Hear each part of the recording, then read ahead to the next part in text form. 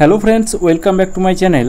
আমরা এই সপ্তাহের কর্মক্ষেত্র পত্রিকা থেকে ডাব্লিউবিপি মেনের যে প্র্যাকটিস সেট আছে সেই প্র্যাকটিস সেটের আমরা সমাধান করব। ঠিক আছে, কর্মক্ষেত্র পেপারটাকে আমি টেলিগ্রাম গ্রুপে প্রোভাইড করে দেবো, সেখান থেকে তোমরা ডাউনলোড করে নেবে। আর এই প্রতিদিন একটা করে আমি ডাব্লিউবিপি মেনের একটা করে প্র্যাকটিস সেট করাই, সেগুলো তোমরা যদি সলভ করো পরীক্ষাতে তোমরা অনেকটা হেল্পফুল পাবে। কারণ এছাড়াও আমরা টেক্সট বুক থেকে সলভ করাচ্ছি, তারপর TWS একাডেমির যে PDF ইবুক আছে সেই ইবুকগুলোও সলভ করাচ্ছি এই ক্লাসগুলো। আর যতদিন পরীক্ষা হবে প্রতিদিন একটা করে টার্গেট আছে যে একটা করে ক্লাস করাবো।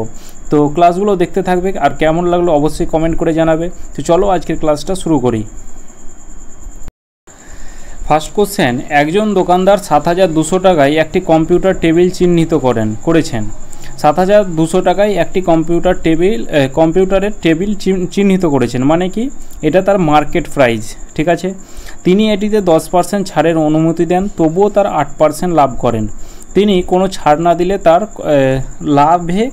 লাভে শতাংশ কত হবে? মানে সে যদি কোনো ছাড় না দিত তাহলে তার কত শতাংশ লাভ হতো? তাহলে আমাদের মার্কেট প্রাইস কত বলা আছে? আমাদের মার্কেট প্রাইস বলা আছে 7,200 টাকা। ঠিক আছে, 7,200 টাকা লেখা আছে, 10% ছাড় দিয়েছে। তাহলে 10% এই ধরনের অঙ্ক যদি তোমরা বুঝতে না পারো এইভাবে করবে যে 10% ছাড় মানে কি 1/10, মানে পার্সেন্ট উঠে তলায় 100 হয়, সেই কাটাকুটি করে 1/10 হবে। আর ডিসকাউন্ট বলা থাকলে আমি বলেছি কি ডিসকাউন্ট বলা থাকলে নিচেরটা হয়ে যায় মার্কেট প্রাইস, যে 10 টাকায় কিনে 1 টাকা ডিসকাউন্ট, মানে বিক্রয় মূল্য হবে কত টাকা? 9 টাকা হবে বিক্রয় মূল্য। এবার এখানে আমাদের মার্কেট প্রাইস কত বলা আছে? 7,200, কিন্তু এখানে পেলাম 10 ইউনিট। তাহলে 10 ইউনিটের ভ্যালু কত হবে? তাহলে 10 ইউনিটের ভ্যালু হবে এদিকে হচ্ছে 7,200। ঠিক আছে, 10 ইউনিটের ভ্যালু হচ্ছে 7,200। তাহলে 1 ইউনিটের ভ্যালু কত হবে? তাহলে 1 ইউনিটের ভ্যালু 720। তাহলে এখানে বিক্রয় মূল্য কত হবে? তাহলে এখানে 9 ইউনিটের ভ্যালু কত হবে? তাহলে 720, এখানে আমাদের গুণ করে দিতে হবে। এটা হলো আমাদের বিক্রয় মূল্য, মানে পুরোপুরি আমরা গুণ করব না। এবার এখানে কি বলা আছে দেখো, আবার 8% লাভ বলা আছে।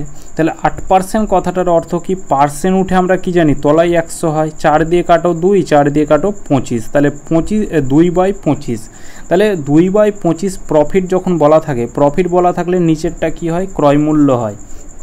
প্রফিট বা লস যাই বলা থাকুক, নিচেরটা ক্রয় মূল্য হয়। তাহলে এখানে ক্রয় মূল্য আমাদের হলো কত টাকা? 25 টাকায় কিনে 2 টাকা লাভ বলা আছে এখানে লাভ। তাহলে 2 টাকা লাভ করছে, তাহলে সে বিক্রি করেছে কত টাকায়? এসপি হচ্ছে 25 টাকায় কিনে 2 টাকা লাভ করেছে, মানে 27 টাকা হচ্ছে বিক্রয় মূল্য। এবার এটাও হচ্ছে বিক্রয় মূল্য, এটাও বিক্রয় মূল্য। শেষে তুমি যেটা করবা সেটা ইকুয়াল হবে। তাহলে 27 এটা ইকুয়াল টু কত হবে? এটা ইকুয়াল টু হবে এই 9 × 720। 9 দিয়ে কাটো, 3 9 27, 3 দিয়ে কাটো, 3 2 6, 3 4 12, অর্থাৎ 240। তাহলে এখানে 25 ইউনিটের ভ্যালু কত হবে? মানে ক্রয় মূল্য আমরা বের করব যে 1 ইউনিটের ভ্যালু এটা পেলাম 240, তাহলে 25 ইউনিটের ভ্যালু কত হবে? তাহলে 25 ইউনিটের ভ্যালু হবে এটার সাথে 240 গুণ করে দিতে হবে। তাহলে 25 × 240, এটা হলো আমাদের সিপি। এটাকে যদি গুণ করি, এটাকে এবার গুণ করতে হবে যে এখানে হচ্ছে 0, 4 25 100, 0 হাতে থাকলো 10, 25 2 50, আর একে হচ্ছে 10 হচ্ছে 60, মানে 6,000 টাকা। এটা হচ্ছে ক্রয় মূল্য। সে যদি ছাড় না দিত, মানে লেখা আছে কত টাকা? 7,200 টাকা, সে কিনেছে কত টাকা? 6,000 টাকা। ঠিক আছে, তাহলে 6,000 টাকায় কিনে সে যদি ছাড় না দিত তাহলে সে 7,200 টাকায় বিক্রি করতো। তাহলে তার লাভ কত টাকা হতো? তাহলে তার লাভ হচ্ছে 1200 টাকা লাভ হতো। পার্সেন্টেজ লাভ বের করো। তাহলে লাভ বাই ক্রয় মূল্য, ক্রয় মূল্য কত? 6,000 টাকা ইন্টু কি পার্সেন্টেজের 100 করে দাও। তাহলে এটা আমাদের পার্সেন্টেজ প্রফিট পেয়ে যাবে। ঠিক আছে, এটাকে কাটাকুটি যদি করো তাহলে এদিকে 2 0 কাটলো, 1 0 1 0 কাটলো, 6 2 12, অর্থাৎ 20% কিন্তু লাভ হবে। 20%, অপশান ডি হয়ে যাবে কারেক্ট অ্যান্সার। একজন ব্যাটসম্যান তার 12তম ম্যাচে 135 রান করেছেন। 11টি ম্যাচে করা ব্যাটসম্যানের রানের গড় হলো x। যদি একজন ব্যাটসম্যানের করা রানের গড় 5 রান বৃদ্ধি পায়, তাহলে 12তম ম্যাচের পর নতুন গড় কত হবে তা নির্ণয় করুন। তাহলে 11তম ম্যাচের যে গড় রান সেটা আমাদের x বলা আছে। তাহলে মোট রান কত হবে? তাহলে এটা হবে কত? 11x। এটা হয়ে গেল 11তম রানের মোট রান, 11x। এবার তার 12তম ম্যাচে কি বলা আছে? মানে এই একজন ব্যাটসম্যানের করা রানের গড় 5 রান বৃদ্ধি পায়। তাহলে এখানে প্রথমে গড় রান ছিল x, এবার 5 রান বৃদ্ধি পেল, মানে x + 5 হলো। এই যে x+5 হলো, এটা কি যে প্রথমে 11তম ম্যাচের গড় রান হচ্ছে x, তাহলে তার পরের ম্যাচে 5 রান বৃদ্ধি পায়, মানে এইটা হচ্ছে 12তম ম্যাচের, ঠিক আছে, এটা হচ্ছে 12তম ম্যাচের গড় রান বৃদ্ধি পেল। তাহলে মোট রান কত, তাহলে এখানে হচ্ছে গড় রানের সাথে এই 12তম ম্যাচকে গুণ করলে সেটা হয়ে গেল মোট রান। আর এটা আমরা কি পেলাম, 11তম ম্যাচ পেলাম। আমাদের এইটা সমান যদি এটা করতে যাই, তাহলে এটা আমরা 12তম ম্যাচ পেয়েছি, তাহলে এটাকেও 12তম ম্যাচ করতে হবে। আর 12তম ম্যাচ কত রান করেছে, 135 রান, তাহলে এই 135টাকে যোগ করতে হবে। তাহলে এদিকটাও পেলাম আমরা 12তম ম্যাচ, আর এদিকটাও পেলাম আমরা 12তম ম্যাচ। তাহলে এটাকে সলভ করো, যে 11x প্লাস হচ্ছে কত 100 হচ্ছে 35, এটা ইকুয়াল টু কত, এটা ইকুয়াল টু হচ্ছে 12x প্লাস হচ্ছে কত 5 বরং 60। 12x, এই 11xটাকে এদিকে নিয়ে চলে গেলে কত হবে, -11x হবে। তাহলে 12x থেকে 11x মাইনাস করলে কত হবে, একটা x পরে থাকবে, এটা ইকুয়াল টু 11xটাকে আমি এইদিকে নিয়ে এলাম, এবার 60টাকে তাহলে এইদিকে নিয়ে আসতে হবে। তাহলে 135 থেকে 60 যদি মাইনাস করি তাহলে কত হবে, এদিকে হবে 40, 30 অর্থাৎ 75 হবে। তাহলে 60 মাইনাস করলে কত হবে, 135 থেকে 60 মাইনাস করলে হবে 175। এবার এখানে আমাদের এই কি বলা আছে, তাহলে নতুন গড় কত হবে, তাহলে প্রথমে তো x ছিল, আর নতুন গড় কি বলা আছে, গড় রান 5 বৃদ্ধি পায়। তাহলে এই নতুন গড় হচ্ছে এই x+5, এটাই হচ্ছে আমাদের নতুন গড়। তাহলে প্রথমে গড়টা ছিল x মানে কত 75, আর নতুন গড় কত হবে, তাহলে 5 যোগ হয়ে যাবে, ঠিক আছে। তাহলে এদিকে হচ্ছে 80, তাহলে এটাই হচ্ছে আমাদের কি নতুন গড়, অপশন বি। যদি তিনটি ধনাত্মক সংখ্যা 2, 3, 5 অনুপাতে থাকে, তাদের লসাগু 2400 হয়, তাহলে সংখ্যা তিনটির গসাগু কত। তাহলে তিনটি সংখ্যা, একটাকে 2x ধরলাম, একটাকে 3x ধরলাম, আর একটাকে হচ্ছে 5x ধরলাম, ঠিক আছে, একটাকে 5x ধরলাম। এদের লসাগু কী হবে, কমন কি আছে, x কমন আছে, কি কমন নেই, 5, 3, 2 কমন নেই, তাহলে 3 5 15, 15 দুগুণে 30, তাহলে এদিকে হচ্ছে 30x, এটা হয়ে গেল আমাদের লসাগু। কিন্তু এখানে লসাগু বলা আছে 2400, তাহলে এটার ভ্যালুই কত 2400। তাহলে 1 ইউনিটের ভ্যালু কত হবে, মানে এক্সের ভ্যালু 3 8 24 অর্থাৎ 80, তাহলে এক্সের ভ্যালু আমরা পেয়ে গেলাম 80। তাহলে এই এবার কি বলা আছে, সংখ্যা তিনটির গসাগু নির্ণয় করো। এই তিনটে সংখ্যার মধ্যে কমন কি আছে, যেটা কমন থাকে সেটাই গসাগু হয়, আর কমন আছে আমাদের হচ্ছে এক্স, ঠিক আছে, এটাই হচ্ছে আমাদের গসাগু। আর এক্সের ভ্যালু কত পেলাম, 80 পেলাম, তাহলে 80 হয়ে যাবে তিনটি সংখ্যার গসাগু। সকাল 8:35-এ 3টি ঘন্টা একসঙ্গে বাজতে শুরু করে। যদি তারা প্রতিবার যথাক্রমে 12, 15, 18 সেকেন্ড পর বাজে, তাহলে পরের বার কখন তারা একসঙ্গে বাজবে। তাহলে যখন পরে মানে পার্থক্য বলা থাকে তখন আমাদের লসাগু বের করতে হয়, আর যখন পার্থক্য না বলা থাকে মানে সমান ভাগে একটা বলা থাকে এরকম সংখ্যা দিয়ে, তখন আমাদের গসাগু বের করতে হয়। তো এখানে পার্থক্য বলা আছে মানে লসাগু বের করতে হবে। তাহলে 12, 15, 18-র যে লসাগু, তাহলে প্রথমে আমরা 12 আর 15 লসাগু বের করি 60, তাহলে 60 আর 18-র লসাগু কত হবে, এখানে 0 আছে মানে 180, ঠিক আছে, 0 আছে মানে এটাকে 60টাকে ধরতে পারো 6 গুণিত 10, তাহলে 6 আর 18-র লসাগু 18, তাহলে 18 আর 10 গুণ করলে কত হবে 180, তাহলে এটা হয়ে গেল লসাগু। তা এটা সেকেন্ডে বলা আছে মানে 180 সেকেন্ড পর আবার বাজবে। তো এখানে আমাদের কি করতে হবে, মিনিটে আনতে হবে। মিনিটে যখন আনবো তাহলে কি করতে হয়, 60 দিয়ে ভাগ করে দিতে হয়। তাহলে 180-কে 60 দিয়ে ভাগ করে দিলাম, এটা আমরা মিনিটে পেয়ে গেলাম। 3 6 18 অর্থাৎ 3 মিনিট পর কিন্তু আবার বাজবে। তাহলে 8:35-এ বেজেছে, তাহলে 8:35-এ বেজেছে, তাহলে 8:35 পর 8:35-এর পর আবার 3 মিনিট অর্থাৎ +3 করে দাও, তাহলে 8:38-এ কিন্তু আবার বাজবে, ঠিক আছে, সকাল 8:38-এ, অপশান এ। একটি নির্দিষ্ট পরিমাণ মূলধন 2 বছরে 5% সরল সুদের হারে সুদ আসল 16,500 টাকা হয়, তবে মূলধনের পরিমাণ কত। তাহলে এখানে আমাদের সিম্পল ইন্টারেস্ট বলা আছে, সুদের মূলধনের পরিমাণ আমরা পি ধরলাম, যে এই আসলের পরিমাণ হচ্ছে পি। তাহলে এখানে ইন্টারেস্ট কত হবে, ইন্টারেস্ট আমরা কি জানি, সুদ আসল থেকে আসল মাইনাস করলে আমরা ইন্টারেস্ট পাই। তো এখানে আমাদের সুদ আসল বলা আছে 16,500, ঠিক আছে। এটা থেকে যদি আমরা পি মাইনাস করি তবে আমরা কি পাবো, ইন্টারেস্ট পাবো, ঠিক আছে। তাহলে এটা আমরা ইন্টারেস্ট পেলাম। এবার অ্যাপ্লাই করে দাও, তাহলে প্রিন্সিপাল ইকুয়াল টু কি, প্রিন্সিপাল ইকুয়াল টু হচ্ছে 100 গণিত ইন্টারেস্ট। ইন্টারেস্ট কত আছে 16,500 মাইনাস কি, মাইনাস পি, নিচে কি হবে, নিচে হচ্ছে কি রেট ইন্টু টাইম, তাহলে 5 হচ্ছে রেট ইন্টু টাইম হচ্ছে 2। তাহলে 5 দুগুণে 10 আর একটা 10-এর শূন্য কাটা যাবে। তাহলে এদিকে পি ইকুয়াল টু কত হবে, তাহলে 10-এর সাথে এটা গুণ করলে কত হবে 1 6 5 1 2 তিনটে শূন্য হয়ে যাবে, আর 10-এর সাথে পি গুণ করলে হবে -10p। তাহলে মাইনাসটাকে সমানের এদিকে গেলে +10p হয়ে যাবে। তাহলে এদিকে একটা পি ছিল আর এদিকে +10p, মানে কি হলো 11p। এটা ইকুয়াল টু কত 1 6 5 1 2 3 16,000 1,65,000।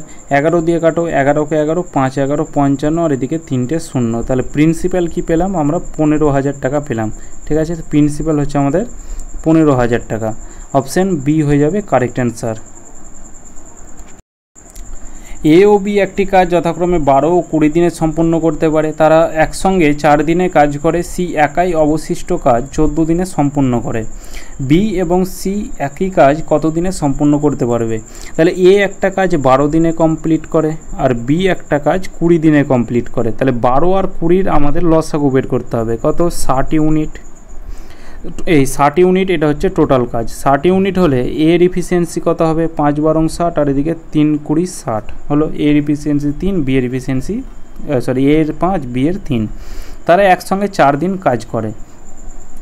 তাহলে এ প্লাস বি মিলে 4 দিনে তারা কত ইউনিট কাজ করবে? তাহলে তাদের ইফিসিয়েন্সি কত 5 3 8 ইউনিট করে তারা দিনে কাজ করে। তারা 4 দিন কাজ করেছে, তাহলে 4 দিনে 4 8 32 ইউনিট কিন্তু কাজ করে নিয়েছে। ঠিক আছে, বাকি আছে কত আর 28 ইউনিট কাজ বাকি আছে। এবার সি একাই কাজটা 14 অবশিষ্ট কাজ, মানে এই বেঁচে থাকা কাজটা 14 দিনে কমপ্লিট করছে। এখান থেকে সি এর ইফিসিয়েন্সি পেয়ে যাব। সি এর ইফিসিয়েন্সি কী করে বের করব? তাহলে সি এর ইফিসিয়েন্সি এখানে বেঁচে থাকা কাজ কত ইউনিট আছে 28 ইউনিট। ঠিক আছে, সে কাজটা কত দিনে করছে 14 দিনে। তাহলে 14 দিয়ে এটা কাটো, 14 দুগুণে 28, অর্থাৎ তার ইফিসিয়েন্সি হচ্ছে কত 2 ইউনিট করে। তাহলে এ এর ইফিসিয়েন্সি 5, বি এর 3 আর সি এর 2। ইফিসিয়েন্সি বের করতে গেলে আমরা এইভাবে বের করবো যে এটাও অবশিষ্ট এতদিনে কাজ করছে, এটাও অবশিষ্ট। তাহলে 28কে যখন 14 দিয়ে ভাগ করব তখন 2 ইউনিট, এটা পেয়ে গেলাম সি এর ইফিসিয়েন্সি। এবার বলা আছে বি ও সি মিলে, তাহলে বি এর ইফিসিয়েন্সি 3 আর সি এর ইফিসিয়েন্সি 2। তাহলে বি আর সি মিলে কত ইউনিট কাজ করবে 2 আর 3 অর্থাৎ 5 ইউনিট করে। এই একই কাজ মানে এই 60 ইউনিটের কাজটা 60 ইউনিটের কাজটা কত দিনে শেষ করবে? তাহলে 60 ইউনিটের কাজটা এই 5 ইউনিট করে তার কত দিন সময় লাগে? তাহলে 5 12 60 অর্থাৎ 12 দিন তাদের কিন্তু সময় লাগবে। ট্রেন এ এর গতি বি ট্রেনের গতির চেয়ে 16 কিলোমিটার প্রতি ঘন্টা কম। 384 কিলোমিটার দূরত্ব অতিক্রম করতে বি এর এ থেকে 4 ঘন্টা কম সময় লাগে। তাহলে বি এর গতি কত? তাহলে এর যে গতি বি ট্রেনের গতির থেকে বলা আছে, বি ট্রেনের গতি যার থেকে বলা থাকবে সেটাকে এক্স ধরবো। তাহলে এত কিলোমিটার প্রতি ঘন্টা কম, তাহলে এদিকে এক্স মাইনাস হচ্ছে 16, এটা হচ্ছে এর গতিবেগ। এবার এখানে এত কিলোমিটার দূরত্ব অতিক্রম করতে তাদের 4 ঘন্টা কম সময় লাগে। এই যে কম বলা আছে মানে এখানে কি আমাদের টাইমের পার্থক্য বলা আছে। তাহলে টাইম ইকুয়াল টু কি? টাইম ইকুয়াল টু দূরত্ব বাই গতিবেগ। তাহলে দূরত্বটা কত 384 কিলোমিটার। তাহলে এর টাইম কত লাগবে? তাহলে 384 বাই হচ্ছে এক্স মাইনাস 6, এটা হচ্ছে এক্স মাইনাস 16, এটা হচ্ছে এর টাইম।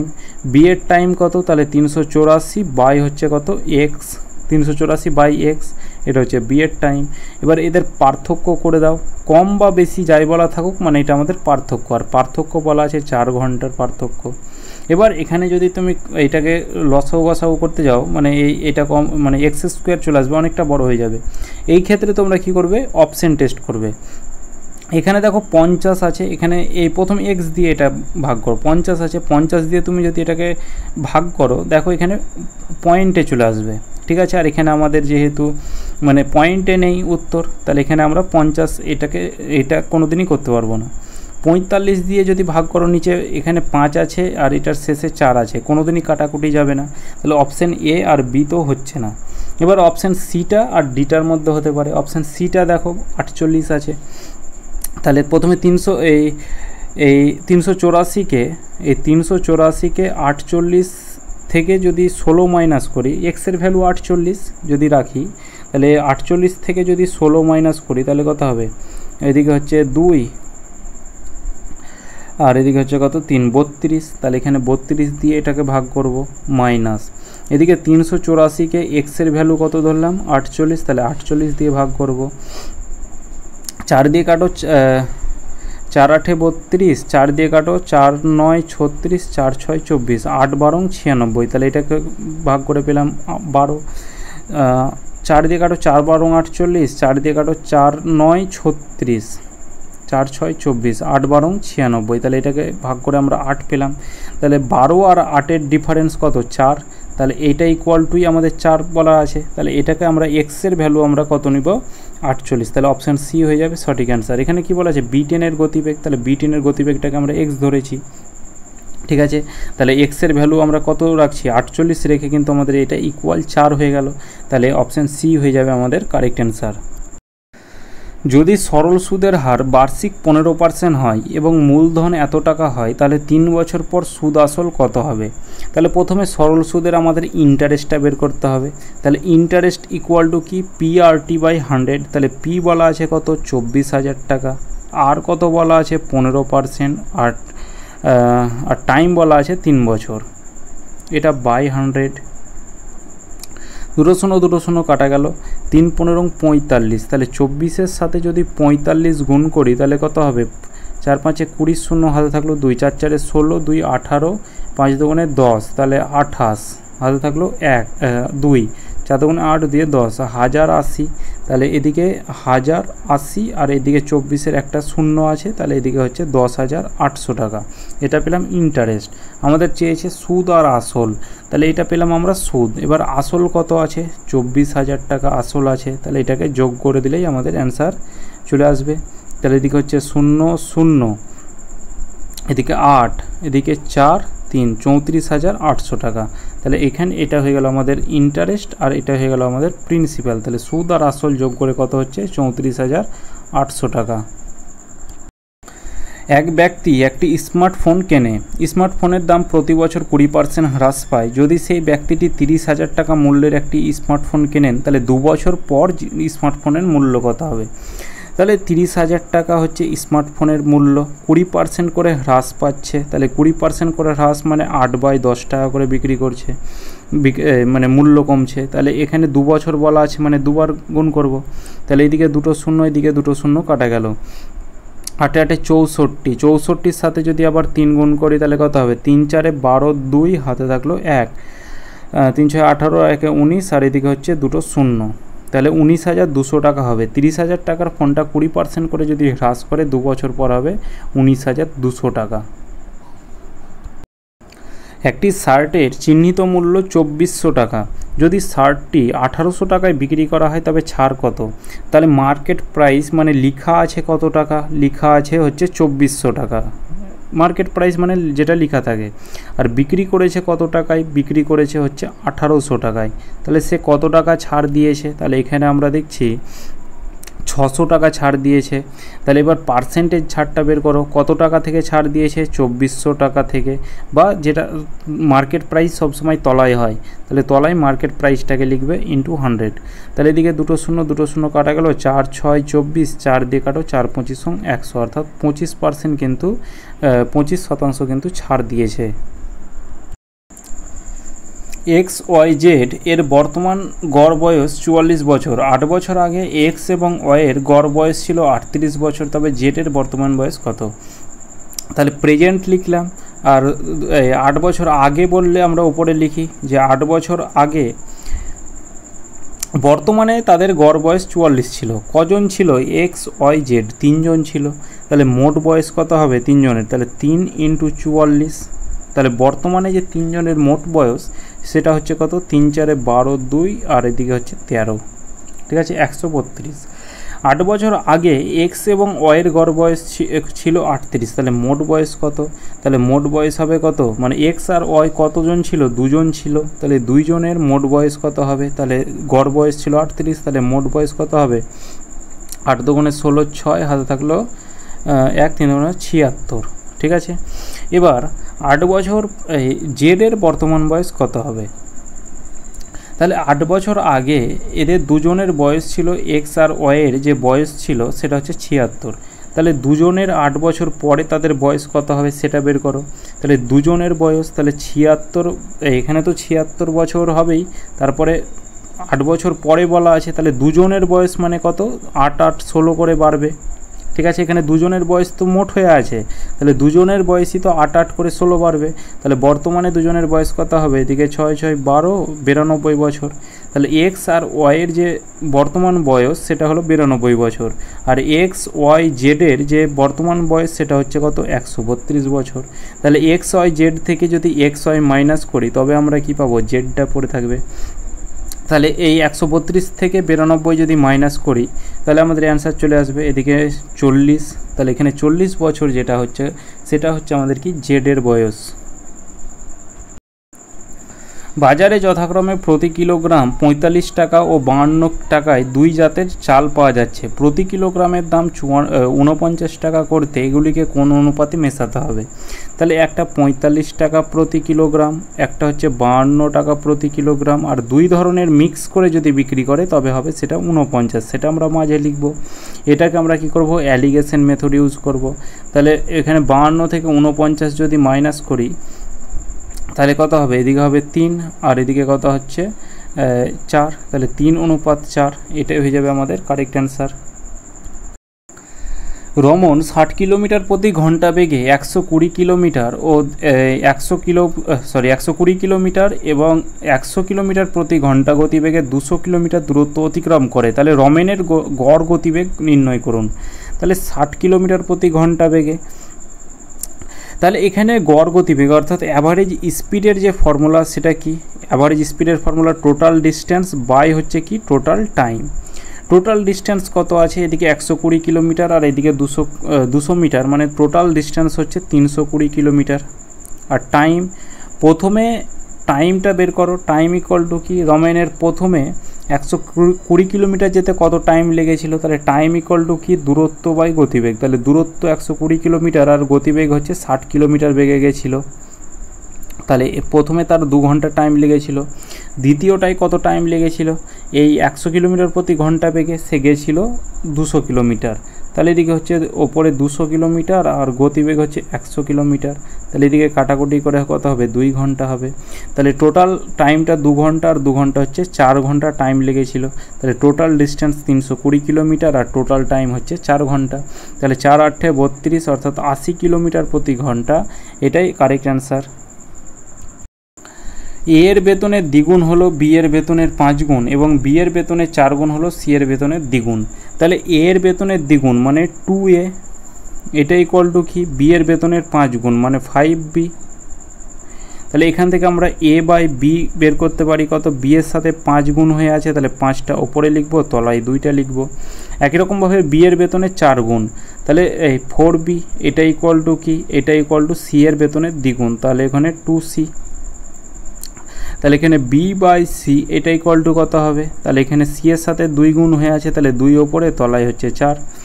এবার এখানে দেখো বিটাকে আমাদের এখানে এই এ বি সি এর আমরা ভ্যালু বের করব, এ অনুপাত বি অনুপাত সি। এখানে আমাদের বি দেখো এখানে 2 আছে, এখানেও 2 আছে, মানে বি এর ভ্যালু তো সমান আছে, সমান না থাকলে আমরা বি এর ভ্যালুটাকে সমান করতাম। তাহলে সমান আছে, তাহলে আমরা আর কিছু করব না। তাহলে এ এর ভ্যালু 5, ঠিক আছে, বি এর ভ্যালু 2 আর সি এর ভ্যালু হচ্ছে 4। সি এর বেতন 1600 টাকা বলা আছে, কিন্তু এখানে সি এর বেতন কত পেলাম, 4 ইউনিট পেলাম। তাহলে 4 ইউনিটের ভ্যালু কত, 4 ইউনিটের ভ্যালু কত বলা আছে, 1600 বলা আছে। তাহলে 1 ইউনিটের মানে 4-এর কত গুণ, 400 গুণ, তাহলে 1 ইউনিটের ভ্যালু আমরা কত পেলাম, 400 পেলাম। এবার কি বলা আছে, এ এর বেতন কত, তাহলে এ এর বেতন হচ্ছে 5 ইউনিট, তাহলে 5 ইউনিটের ভ্যালু কত হবে, তাহলে এটার 400 গুণ বের করো, তাহলে এখানে 4 5 20 অর্থাৎ 2000 হয়ে যাবে আমাদের কারেক্ট অ্যান্সার। এর বেতন হচ্ছে 2000 টাকা। একজন ছাত্র যে 30% স্কোর করে সে 5 নম্বরের জন্য ফেল করে, আর অন্য একজন ছাত্র 40% নম্বর পেয়ে স্কোর থেকে সে ন্যূনতম 5 নম্বরের চেয়ে 10 নম্বর বেশি পায়, তাহলে পাস করার জন্য প্রয়োজনীয় ন্যূনতম নম্বর কত। পাস করার জন্য নম্বরের চেয়ে তাহলে টোটাল নম্বরটাকে বের করতে হবে, যে পরীক্ষার মোট নম্বর কত।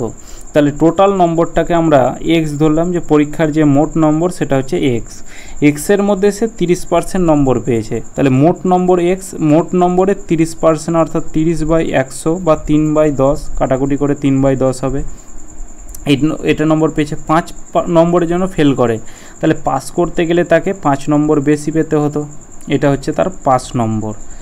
একই রকমভাবে অন্য একজন ছাত্র সে 40% স্কোর করেছে, টোটাল স্কোর হচ্ছে কত, টোটাল নাম্বার হচ্ছে এক্স, এক্সের 40% মানে কত 4/10 এই নম্বরটা করেছে। সে 5 নম্বরে থেকে 10 নম্বর বেশি পায়, মানে সে 10 নম্বর যদি কমও পেত তবুও সে পাস করতো। এটাও হচ্ছে 5 নম্বর, এটাও 5 নম্বর, তাহলে এটাকে ইকুয়াল করো। তাহলে এদিকে কত হচ্ছে, এদিকে হচ্ছে 3x/10 প্লাস হচ্ছে কত +5, এটা ইকুয়াল টু কত, এটা ইকুয়াল টু হচ্ছে 4x/10, এটা মাইনাস হচ্ছে কত 10। ঠিক আছে, তাহলে একদিকে এক্সগুলোকে করি, একদিকে ওয়াই সংখ্যাগুলোকে করি। তাহলে 4x/10 এই প্লাস 3x/10টাকে সমানের এদিকে নিয়ে চলে গেলাম, তাহলে -3x/10 হয়ে গেল। আর এইদিকে আমরা 5 আছে আর মাইনাসটাকে সমানের এদিকে গেলে +5 হয়ে যাবে, সরি -10টা এদিকে গেলে +10 হয়ে যাবে, তাহলে 10 হয়ে যাবে লসাগু। তাহলে ওপরে কি হবে, ওপরে 4x - 3x, অর্থাৎ 4x থেকে 3x মাইনাস করলে একটা x, এটা ইকুয়াল টু হচ্ছে কত 15। তাহলে x ইকুয়াল টু কত হবে, তাহলে 15-র সাথে 10 গুণ করো অর্থাৎ 150। তাহলে টোটাল নম্বর x ধরেছিলাম, তাহলে টোটাল নম্বর কত পেলাম 150 পেলাম। এবারও কি বলা আছে, পরীক্ষায় পাস করার জন্য ন্যূনতম কত নম্বর লাগবে, তুমি এইটা এক্সের জায়গায় মান পুট করো কিংবা এটা একই ব্যাপার। তাহলে আমরা এখানে প্লাস দিয়ে যেটা আছে সেটার আমরা মানটা পুট করব। তাহলে এখানে x অর্থাৎ টোটাল নম্বর হচ্ছে 150, সে 30% মানে কত 3/10 পেয়েছে। এবার 5 নম্বরটা এখানে চেয়েছে, তাহলে পাস করার জন্য তাকে 5 নম্বর বেশি পেতে হতো। তাহলে এদিকে 3 15 45 প্লাস কত 45 প্লাস 5, অর্থাৎ তাকে 5 নম্বর কত পেতে হবে 50 কিন্তু নম্বর পেতে হবে 5 নম্বর। মোহিত সরল সুদে রোহিতের কাছে 5000 টাকা ধার করেছিলেন এবং একই সুদের হারে চক্রবৃদ্ধি সুদে শবনমকে সেই অর্থ ধার দিয়েছিলেন। তিনি 2 বছর সমগ্র লেনদেনে 72 টাকা লাভ করেন, তবে সুদের হার কত? সরল সুদে 5000 টাকা ধার করেছিলেন এবং চক্রবৃদ্ধি সুদে দিয়েছিলেন এবং মোট লাভ কত বলা আছে 72 টাকা সমগ্র লেনদেনে। মানে এখানে চক্রবৃদ্ধি সুদ আর সরল সুদের ডিফারেন্স আমাদের বলা আছে এইটা। তাহলে এখানে আমরা ডিফারেন্স ইকুয়াল টু, মানে ডিফারেন্স বলা থাকলে ডিফারেন্স ইকুয়াল টু আমরা কি লিখি যে পি ব্র্যাকেটে r/100 তার স্কোয়ার, মানে এন স্কোয়ার বলছে বা এন, এটা হচ্ছে আমাদের এই ফর্মুলা। তো এখানে ডিফারেন্স বলা আছে কত 72 টাকা। এখানে ওইভাবে কিন্তু ডিফারেন্সটা বলা নেই যে পার্থক্য এত টাকা, কিন্তু না, এখানে এই যে সরল সুদের ধার নিয়েছে চক্রবৃদ্ধিতে দিয়েছে, তাহলে সরল সুদ আর চক্রবৃদ্ধির পার্থক্য করেই সে 72 টাকা লাভ করেছে, তাহলে 72 টাকা তার ডিফারেন্স। এবার প্রিন্সিপাল কত টাকা 5000 টাকা, তাহলে এদিকে হচ্ছে কত 5000।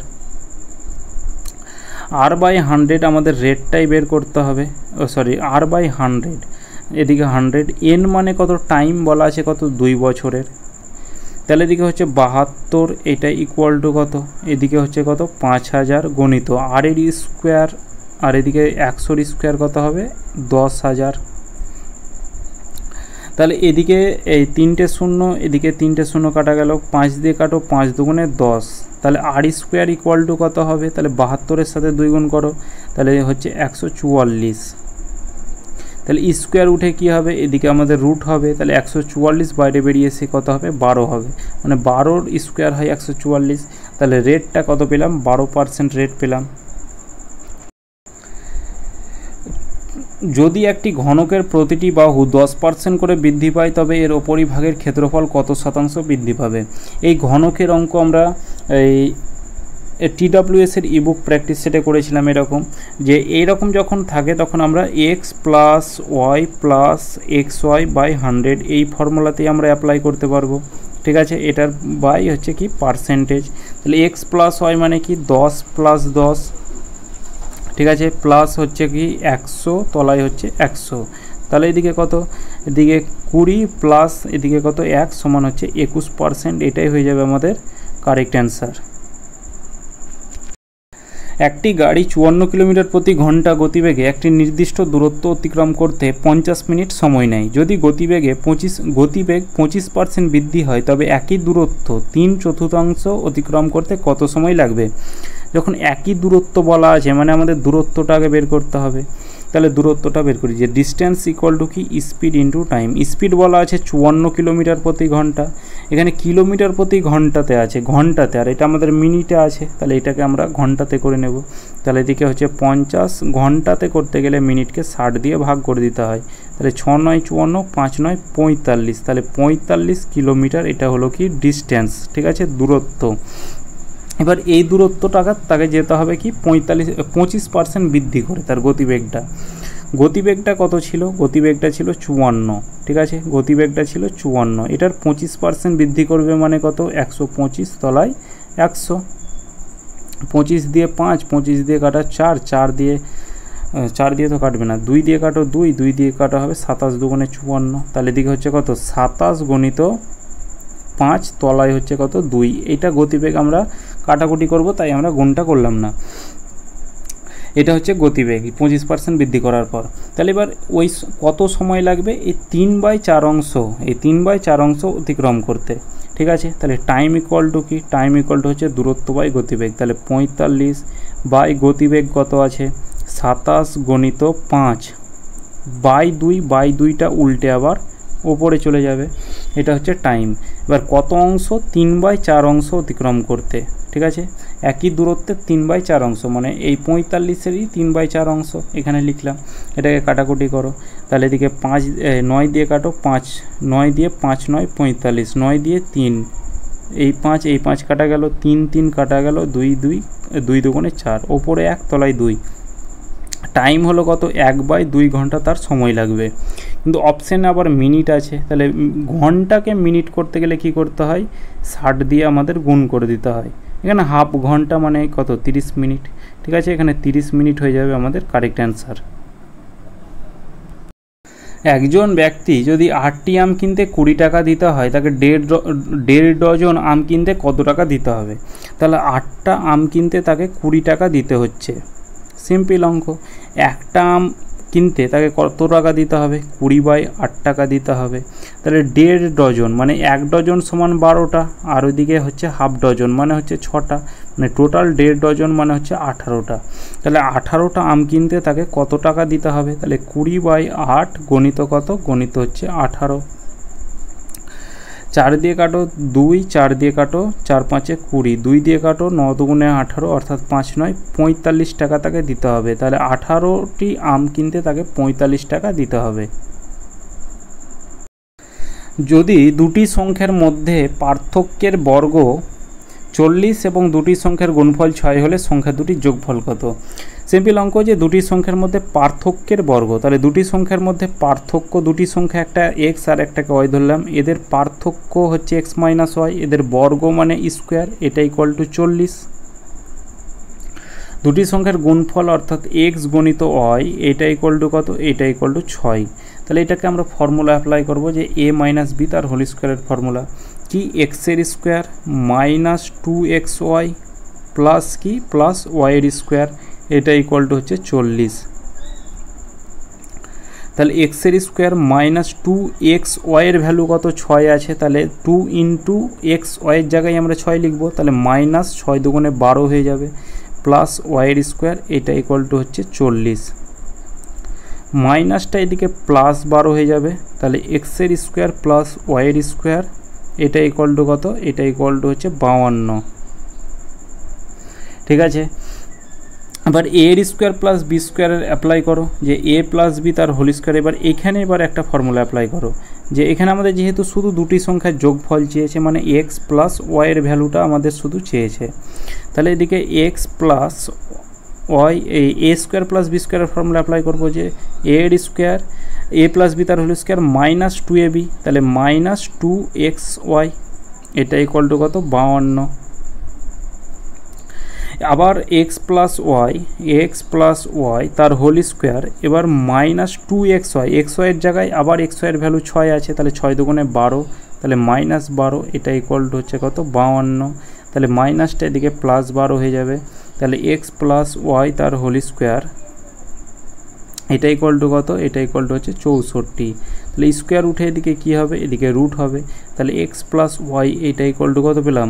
রুট 8-এর স্কোয়ার, অর্থাৎ 8 8 64 হয়, তাহলে এখানে 8 হয়ে যাবে সঠিক অ্যান্সার। দুটি সংখ্যার যোগফল হবে কত? 8। 23,600 টাকা দামের একটি মোবাইল ফোনে 18% জিএসটি হলে সেই মোবাইল ফোনের আসল দাম কত? তাহলে সেই ফোনের আসল দাম ধরলাম এক্স টাকা, ঠিক আছে। এক্স টাকা ওই আসল দামের সাথে যখন কোনো একটা ফোন কিনবে তখন ওই আসল দাম যেটা থাকে সেটা মোবাইল দোকানদার নেবে, প্লাস তার সাথে কি করবে, যে দামটা আছে সেই দামটার যত পার্সেন্ট মানে জিএসটি থাকবে, ধরলাম A% জিএসটি মানে A/100, এই টাকাটাই তোমার কাছে নেবে।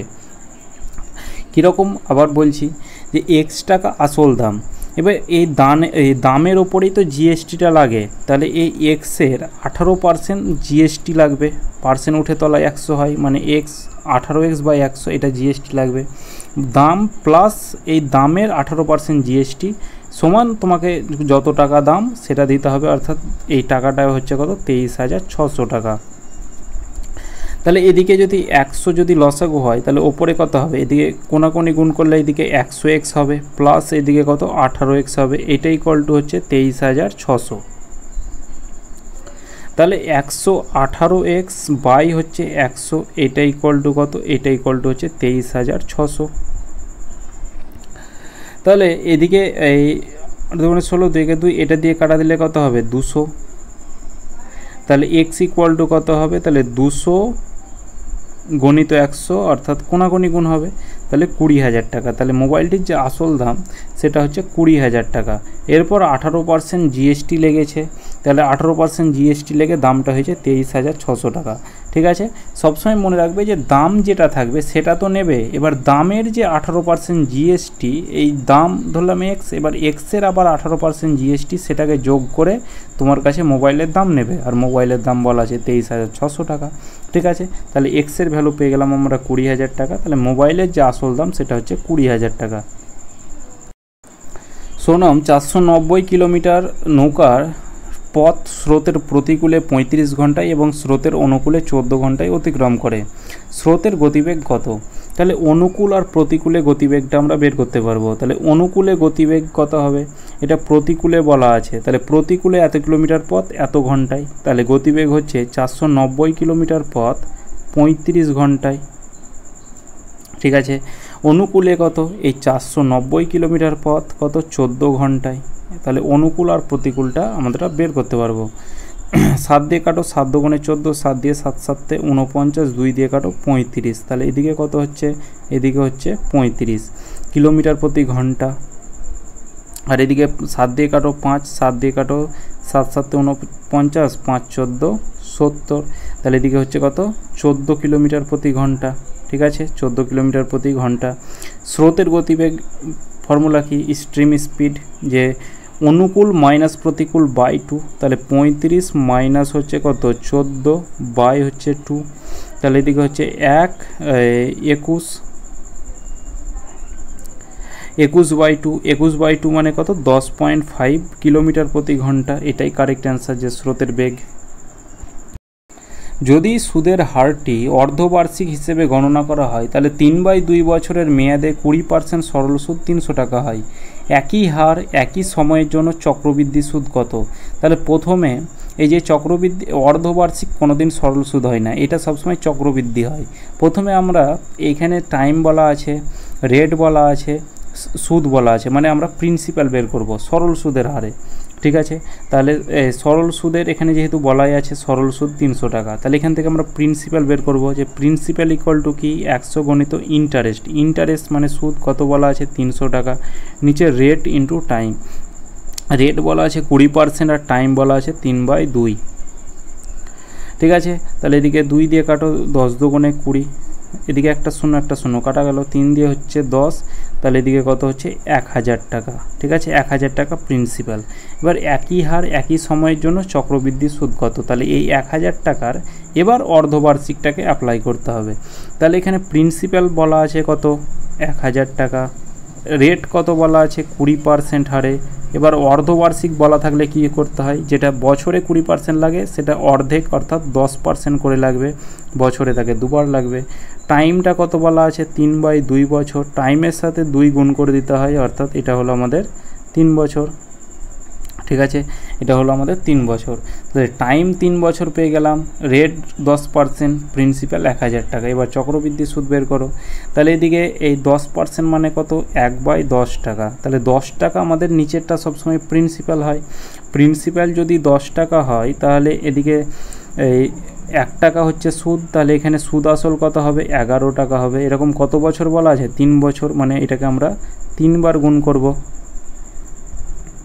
ঠিক আছে, তাহলে এদিকে আসল হচ্ছে কত, 1000 টাকা, আর এদিকে 11কে 3 বার গুণ করলে কত হবে, 1331 টাকা।